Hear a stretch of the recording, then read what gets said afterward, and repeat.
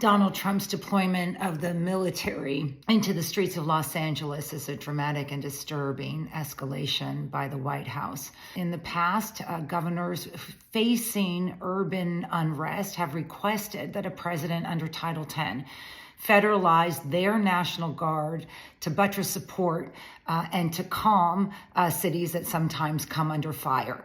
That didn't happen in this case. Instead, Donald Trump decided to invoke Title X against the wishes of Governor Newsom in California and deploy what's called federalized National Guard, meaning they report to the president. This has never been done before in the context of urban unrest. The other issue that's very different in this regard is just the standards for the invocation of Title X, let alone the potential for active military in the streets.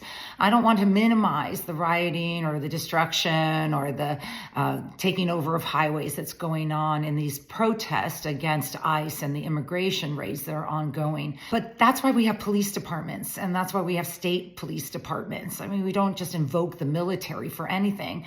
The last times this was done at the governor's request, 1992 LA riots had already had 60 deaths related to the urban unrest. In 2005, during Hurricane Katrina, already residents of New Orleans were dead. So it was just like the White House just basically lowered the standard. And most importantly, what I write about is just this idea that federalizing the National Guard is actually good in terms of operational capacity is a mythology.